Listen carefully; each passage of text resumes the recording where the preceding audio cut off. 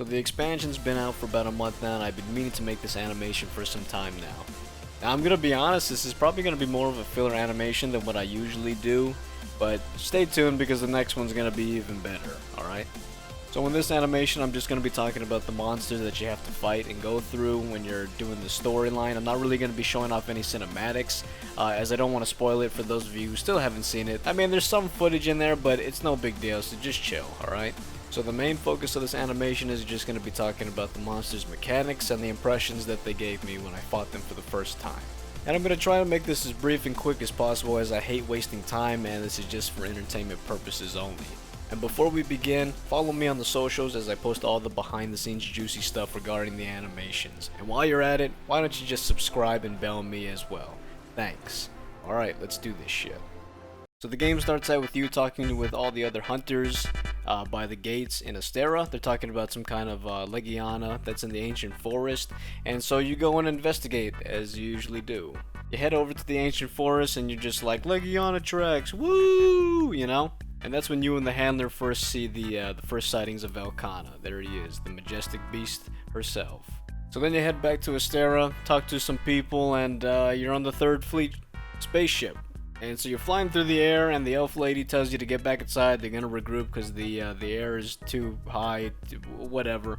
But you, being the baddest that you are, you say, fuck that, and you're gonna take the bird. So you take the bird and you're heading over to the Hallfrost Reach, okay? So you get to the Hallfrost Reach, looks beautiful, and from there, that's when the expansion really kicks off, as you go through an entire list of monsters that they want you to fight. I'm only going to be talking about the storyline monsters, as there are additional monsters that you unlock through the endgame guided lands area. You got these guys, as well as the follow-up of the Great Ape from DBZ this October. Alright, so the first monster you're greeted with is Icefish. Now, Icefish, he doesn't really have too many mechanics, I'll be honest with you. The only 2 mechanics that I remember the most when fighting him was that there's some snow going on, and he'll be swimming through the snow, and occasionally he'll jump out at you and try to get you for a hit. He does apply the Ice Blight effect, so definitely bring some nullberries or try to warm up or whatever.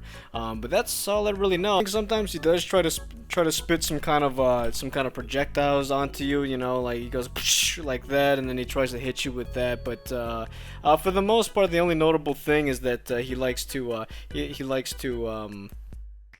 swim through the snow, and there's the jumpy thing. So yeah.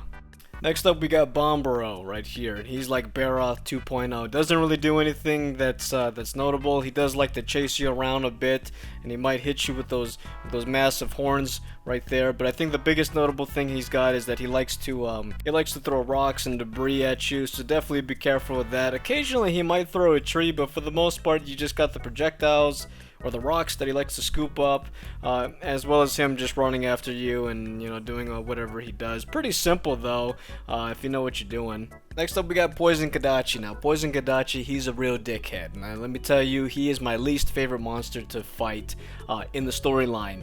Not only can this guy stun you like every other monster, but of course he can also paralyze you as well. I'm pretty sure the regular Toby can do that as well, but he does an additional thing where he will also shoot these projectiles at you or whatever, and they cause poison. They cause a lot of poison, and I think the one thing you definitely should bring with you is antidotes, okay? And that's something that I definitely had to bring when I was fighting this guy.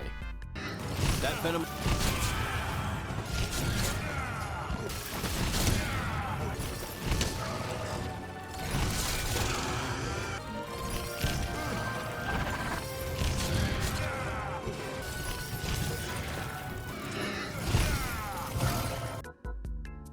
Yeah, I'm pretty sure I used about 38 of these antidotes in that one fight alone. So yeah, definitely watch out for the poison. Alright, next up we got Koro Puke Puke. Now this guy, he's well, there's not much to say about him, to be honest with you. He's got a few things. First off, he will spray some water at you. you know, given the right time from both directions. Sometimes he might start out in the middle and then gradually go out this way, but other times he may just start out from the outsides and then work his way in. So yeah, definitely watch out for the water sprouts from his mouth. But to be honest with you, I think the only real thing that he's good at is basically putting out fires with that fire hose tail of his. So yeah, that's pretty much it. He can put out fires and he'll try to hit you with his water beam from his mouth. So definitely watch out for that. He applies water blight, by the way. Not too big of a deal. We had to deal with that when we fought Giatotis as well as Baroth. Next up we got what the hell is this guy's name again? Oh, Nightshade Paluma. Yeah, so we've got Nightshade Paluma. The only real noticeable thing or notable thing that he does is that he likes to apply sleeping gas. That's what he likes to do. He'll do his sleeping gas thing and try to put you to sleep. That's really his only notable thing that you have to watch out for. There is another thing that he does. I believe he does do like a bouncing thing. So sometimes he'll try to bounce on you, and the only thing you would have to do for that is just run away. So basically run away from the bouncing thing. I think that's a new move, by the way. He never used to do that. But he'll try to do the bouncing thing, and he will also try to apply the fucking sleeping gas. So definitely watch out for that. Next up, we got Baroth. Now, this guy is pretty interesting. He's like Tigrex's cousin or whatever. He's the ice saber-toothed tiger. And he's I would say he's very aggressive. He likes to do the hack and slashing or whatever, nice hack and slash, as well as do like a tail swipe. So sometimes to do a tail swipe, and other times to just do the hack and slash thing. I will say that he does like to fly around a lot. You'll see him do like a pounce. He likes to pounce around, and he's like jumping up in the air and shit, and he's just pouncing on you. So definitely watch out for that. But I guess the only noticeable thing that is worth taking note for is his tornadoes. He likes to shoot these ice tornadoes. So he'll start out with like a little projectile, and he'll shoot it towards you or in your direction, and if it hits you or wherever the hell it lands, it'll brew up like an ice tornado, and that'll cause you to fucking, you know, fly up in the air. So yeah, definitely get your evasion skills going. Alright, we got another fan favorite, Narga Kouga. Very interesting monster. It's the first time I ever fought him in a Monster Hunter series. And he's well, for the most part, he's very aggressive, very fast. Yeah, he's a fast little bastard, and he'll like to do sometimes he'll try to bite you, right? He'll try to bite you with his hands, or his mouth, and try to claw you with his hands. Now most of his damage, however, does come from his tail. That's his bread and butter. He likes to do bread and butter combos with his tail. You know, whenever he gets enraged, it becomes all spiky and whatnot, and he'll try to shoot these projectiles at you. Okay, so watch out for the projectiles. If they hit you, you will start bleeding. Okay, so you will bleed if you get hit by these projectiles. So definitely watch out for that. If you fought this guy before, you already know what the hell is going on. But for the most part, watch out for the tail. He's gonna do a lot of tail moves. He'll do some tail swipes, right? He'll do some tail swipes to you, as well as biting. But for the most part, most damage comes from the tail. Shoots projectiles and you get that bleeding effect. So watch out for that. Just keep evading as usual, right? You can see the pattern here. Next up, we got Glavinus. Now this guy, I'll have to say, this guy is probably one of my favorite monsters to fight just because he was so interesting. This is the sword boy guy, right? He's got the sword tail, and he likes to ignite his tail. One of the few things he likes to do is he likes to ignite his tail. He'll put his tail into his mouth, and that'll definitely catch on fire, causing him to be able to, well, have the 1,000-degree burning knife tail thing. And he'll definitely try to hack and slash you. He does hate blast. I do remember this, that he does hate blast. So if you got any blast abilities, definitely use them. I think I used a lot of sticky ammo when I was fighting this guy. I hit him up with a lot of sticky ammo, as well as wyvern ammo, or wyvern blast, and that definitely did a number on him. But for the most part, watch out for the tail. It does a lot of damage, and sometimes, occasionally, he will spit some projectiles at you that eventually explode. Okay, so watch out for the explosion bombs and watch out for the sword. Otherwise, fun fight, definitely a fun fight. Next up, we got Tigrex. Now this guy, he's a bit lackluster. I guess the one thing I would tell you about this guy, to sum it all up, is that he's very flaily. He likes to flail around a lot. You'll see him. You'll definitely see him doing a lot of charging moves back and forth, and he likes to like pounce on you, almost like Barioth, sorry. But yeah, lots of flailing moves. He likes to hack and slash you a lot. One thing I will say is that whenever you try to heal up your HP, he will pressure you whenever you try to heal up. So watch out for that. You know, you go like, bite you and shit, or claw you. He does shoot. He does like to throw rocks at you. You do fight him in the Rotten Vale, by the way. So he does like to throw some. He does like to throw some, projectiles at you. So watch out for that. You know, he'll hit his hand on the ground, and then it'll be like, whoosh, and then fucking hit you in the face with that rock. So, yeah, watch out for that. I did have trouble with him in the beta. I will admit that. But regardless, if you know what you're doing, you'll definitely get the job done as usual. Again, see the recurring pattern here. Okay, next up, Brachydios. Definitely a fan favorite. He was very interesting. When you fight him, you're gonna get into the ring with him. He is also known as Mike Tyson for this particular reason. The only notable thing after that is that he likes to leave this green slime on the floor, a green mold. Okay, this disgusting green mold on here, and eventually that'll turn red. And you know what happens when that turns red? And so that happens. He also applies Blast Blight to you, so definitely watch out for the Blast Blight. I think I just rolled 3 times to shake it off, but you can also use a Null Berry if you wanted to. But yeah, it does some Blast Blight. Alright, next up you got Shrieking Legiana. Now Shrieking Legiana, well, he's not that much different from regular Legiana, except he's more irritating. I would say most of his movesets are pretty much the same. But however, what makes him irritating is that whatever move he does, he also likes to sprout these icicles that try to hit you or whatever. So definitely watch out for the icicle moves. For example, he'll do a thing where he'll slam his tail on the ground, or he'll do his ice thing. His wings will make the flapping ice thing, and that'll cause like icebergs or whatever to come up from the ground, and that'll definitely get you pretty hard.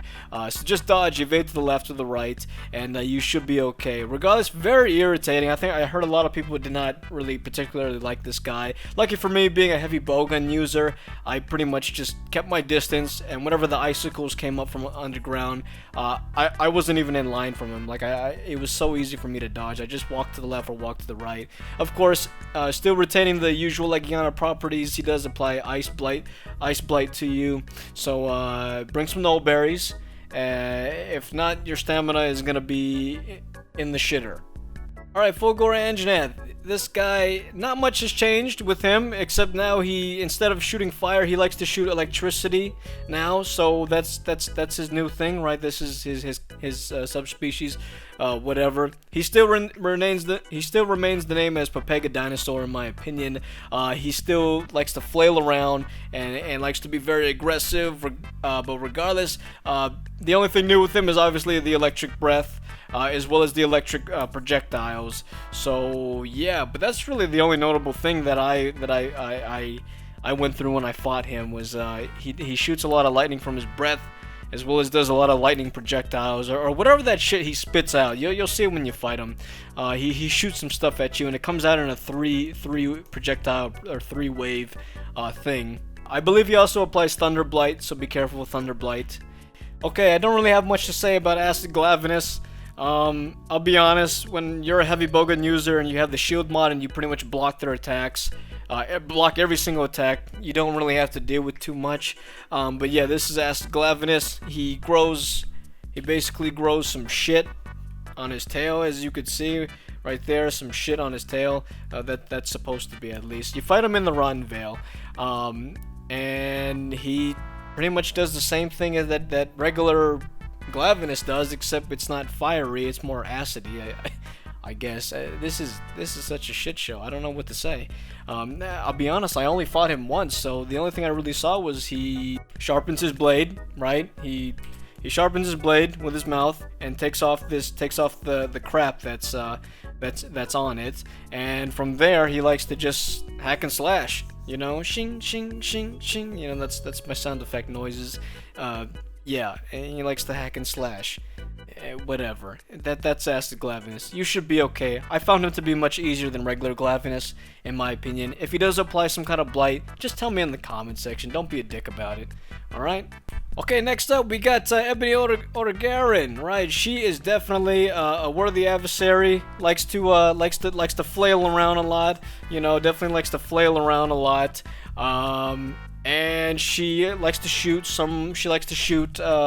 Dragon Blight projectiles onto you, okay? And that also applies Dragon Blight, so be careful of that. Otherwise, not much else to say. Just the fact that, again, she's very fast, very aggressive. Definitely more aggressive than the original one, or original Garan, except this time she's a bit more irritating in the fact that she applies Dragon Blight, or no. I think it's Dragon Blight, is it? It's definitely bleeding. She definitely bleeds, but just like Devil Joe, she shoots like dragon stuff from her mouth. So yeah, definitely be careful about that. Definitely be careful from all that. But other than that, you should be okay. Now here we go with Leggy. This is the flagship monster. You fight this girl 3 times. Okay, 3 times throughout the story. The first time is gonna be in the Elder's Recess. You just have to repel. Okay, that looks like ER, emergency room.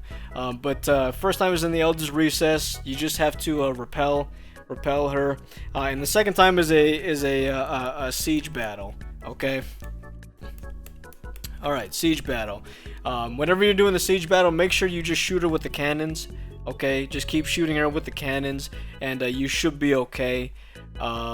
Yeah, shoot the cannons, and then you take and then you put the little battery in the spear thing, right? You put this guy in here, and then it pretty much slams into her heart. But she pretty much tanks it like a badass, and she flies away. Sorry for spoiling that, but some people are taking this fight way too seriously, and they're fighting Vell Cana like it's a real fight, meaning they're not going up to the cannons.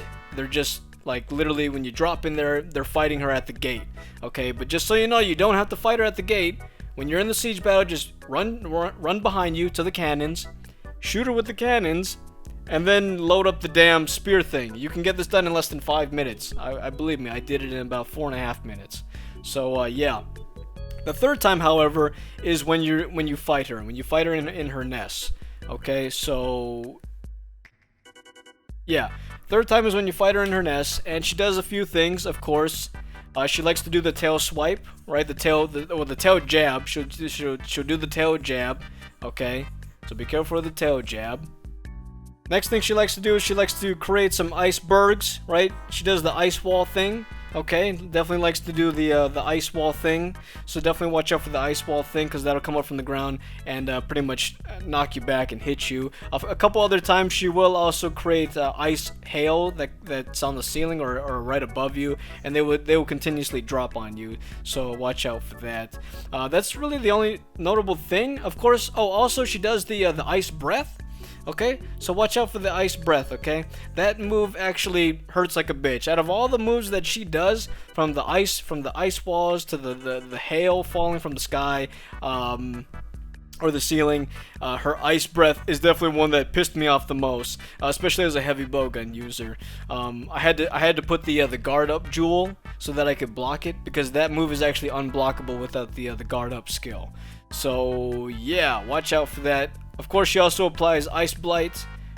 Definitely applies Ice Blight, so watch out for the Ice Blight. But other than that, definitely a challenging fight. I'm gonna have to say this one was a challenging fight. I failed it the first time, but I got it the second time. But once you get the moveset going, you should be okay. Just keep moving, right? Keep your distance, keep moving. Close in on her, attack her, and then, you know, jump back out, and you should be okay. So just ice jabs, ice walls, hail from the ceiling, and that's about it. Her ultimate is pretty much all those moves all together. She put up 5. Her ultimate is 5 layers of ice, as well as a bunch of shit falling from the ceiling. She'll try to hit you with everything that she's got in one move. That's her ultimate. Okay, not much to say about this guy. You know who this is. This is fucking Bagel Goose. All right, so you got the heating bagel this time, and pretty much same old shit as regular Bagel. He likes to fly around, right? He likes to do the flying around thing, but he also likes to drop bombs as usual, right? He'll do his bombs, right? Drop his bombs here. Okay, and then occasionally he'll do the drop in, go like this, and then the whole world would just, you know what I mean, just explode and whatnot. I will say that this guy is a bit more fragile in the fact that he likes to explode a lot more than the regular Bagel Goose. Like if I'm standing right around here and I'm near his tail right here, without even touching this tail right here, it'll actually explode and knock me back. So be careful of that. He's definitely more fragile, that's for sure, when it comes to, or sensitive to explosions. So yeah, just be careful of that, especially when you're a melee user. Again, thankfully I'm a heavy bowgun user, so I kept my distance and I pretty much shot at him from a distance. But regardless, he does like to do more explosives, like to shoot out more explosives. He will occasionally shoot out these like purplish balls, right? From each side, there'll be like purple bombs, and they all simultaneously explode at one time. Okay, so be careful of that. The big purple explosion. Okay, you'll see it when you're fighting him. He'll shoot these purple balls from his tail or something like that, and they'll all simultaneously explode. All right, so next up you got Black Vell Hazak. Not really much going on here. I feel like he still has the same moveset as the regular Vell Hazak, except this time he has more of an irritating mechanic, and that is his Black Veil aura, or whatever the hell you would call it. Basically, whenever you get into proximity of him, even if you have effluvium resistance, you won't do the thing where your HP, starts out full and then automatically gets cut in half. Okay, you won't get that anymore, which is nice if you have the effluvium resistance. But he does do this thing now where your HP actually just starts to, just being near him or in this aura, it starts to tick down. It slowly starts to tick down. Thankfully, I believe it's just red damage, so you can heal that back up. But regardless, I think the irritating thing about him is that he likes to do the whole fucking, Black Veil, or he likes to cover up the map in his Black Veil smoke or whatever, and that continuously does tick damage to your HP bars, so be careful of that. You can't avoid it by basically just running away. Like, that's what I did. Like, when he would cover the area, around here, I would pretty much just run away, run to the other side, and I would be okay. My HP would stop ticking. But other than that, pretty much the same move set. He still does his breath. He still likes to do his effluvium breath, and again tries to cover up the area with it. But his moveset, I would say, is pretty much similar to the regular version of him. He's just more irritating with that Black Veil stuff. So yeah, if you're caught up in the area and you're taking tick damage, just keep evading and running away to another area that doesn't do tick damage. He covers up a pretty good amount of the area, but there are some safe spots. So yeah, just run to the safe spot and you should be okay. Okay, next up we got RGB Dragon. Now RGB Slug is a new guy. He's definitely a new Elder Dragon, and not too much going on here. He does of course do the usual hack and slash that they usually do, but I think the only notable thing on him is that he is also he's a water and lightning dragon. Okay, so he'll do things like he'll put water on the ground. Okay, and definitely don't stand in this water, because even if you stand in this water, you're gonna lose your balance and you're gonna start fucking slip and sliding all over the place. So definitely don't do that. So don't stand in the water. And another thing too that he likes to do with the water is that whenever he's getting ready to, he will actually electrify the water.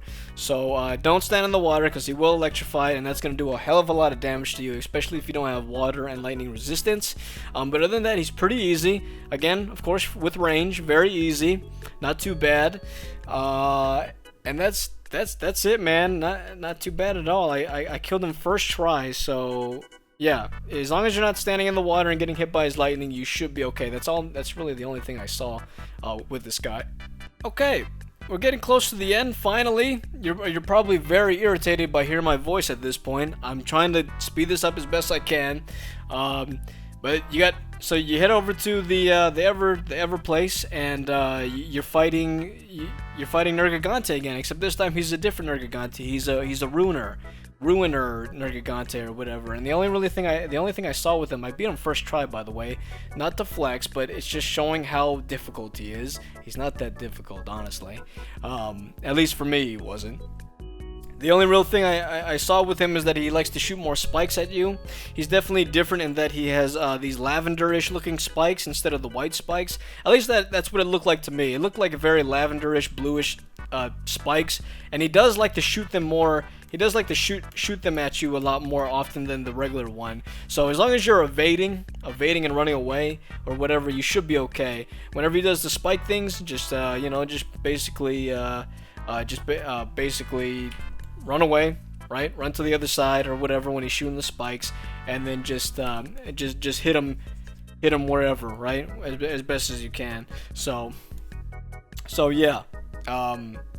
That's pretty much it. Alright, next up we got the final boss. We're on the final stretch here. We're going up against Rock Lobster, okay, and this is the first phase of the fight. You got Rock Lobster in the first phase of the fight. He's pretty easy. He's very slow, very slow in the beginning, and your goal to fight this guy is to break his shell. So I would say his face is definitely an area that you can hit, okay. That does notable damage and tries to break his shell. There are some boulders in the area that you could clutch claw onto him and make him run into, and that'll do some more damage. Regardless, he's a very slow monster. I will say very slow, and you can just basically punish him in the face, and that'll break his shell, and that's the first phase. You can get this done in less than 10 minutes, okay? However, Rock Lobster, then, you think this is over. No, the Rock Lobster sheds his shell, or his skin, and he becomes this fucking Greckler. Look at that bastard. He is a fucking Greckler. That's him. Anyway, his name is, I think his name is Shar Ishvalda, something like that. And I do have to say a few things with him, because this took me a few tries to fight. He's definitely a worthy adversary, at least for a heavy bowgun he was. Yeah, it took me a few tries to fight this guy. So with the thing with this guy is that if I had to give you any advice, on how to fight this guy, I would say is to definitely try to stay in the back of him. Okay, try to stay in the back of him and do damage to his hindlings. Of course, it's better if you hit him in the forelegs, right here, or in the front, his front two legs. But if you hit him in the back, you're gonna be safe. And the reason for this is because a lot of his moves, actually majority of his moves, if not all of them, all come from the front. Okay, he does a lot of frontal attacks, especially with his air tubes over here, right? These little air tubes that you can see over his wings. He does a lot of frontal attacks, okay, and that's with the air tubes, and that's also with the Kamehameha blast that he likes to do, okay, and that's all from the front. So what I did was I basically, whenever he would do a move, I would just evade and stay in the back, and I would just hit him from the hind legs or the tail or whatever. Another notable thing is that he actually doesn't do a tail swipe. He doesn't do a tail swipe, just like Kushala Deora. He doesn't fucking do a tail swipe, so you're safe. You're basically safe. Okay. He does another move too with his wings, which he'll try to he'll open up his wings and then he'll slowly bring them in and try to clap you from the sides. But again, if you're near his back leg and his tail, you won't actually get hit with that. Okay, I guess what I'm trying to say, it's kind of similar to like Xeno in the fact that if you stay behind Xeno, then you should be okay. But just letting you know that this guy, I would say he's a lot more faster than Xeno and a lot more aggressive. Of course, that's the one thing fucking Iceborne did correctly, was that they made their monsters a lot more aggressive, in my opinion. But yeah, if you basically just stay in the back of him, okay? If you stay in the back, you should be okay. And I say this because there's a lot of people that still are having trouble with this fight, and they don't realize that majority of his fucking moves are frontal. Like it's just one big frontal cone, like that. And he doesn't really do anything from the backside. So if you stay there, I mean, you're pretty much just good to go. It's common sense, but again, I've seen people still have to take this guy into multiplayer and have other people help them out, when you could definitely do this solo in like less than 30 minutes, okay? So for me, as a heavy bowgun user, so for me as a heavy bowgun user, what I had to do was I actually had to use evade extender and evade window, because the thing is with heavy bowgun is that their evading is so slow, right? For obvious reason, heavy fucking bowgun.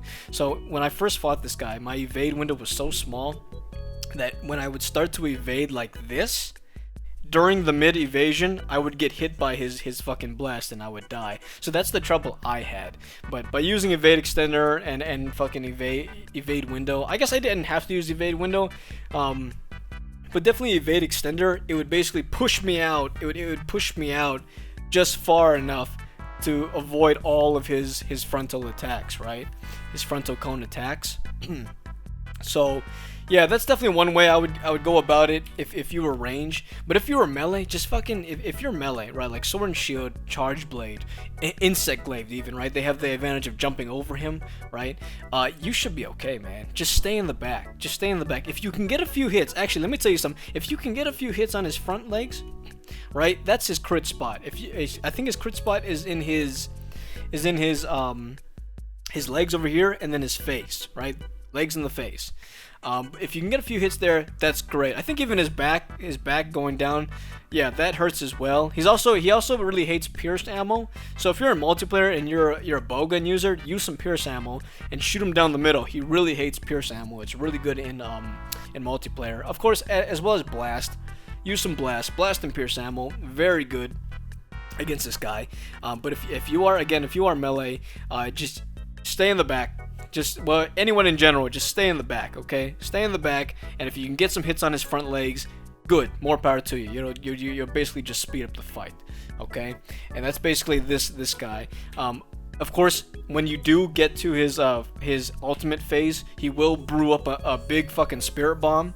Okay, he will brew up a big spirit bomb and try to hit you with that thing. And the best thing to do at that point is stay at the edge of the arena.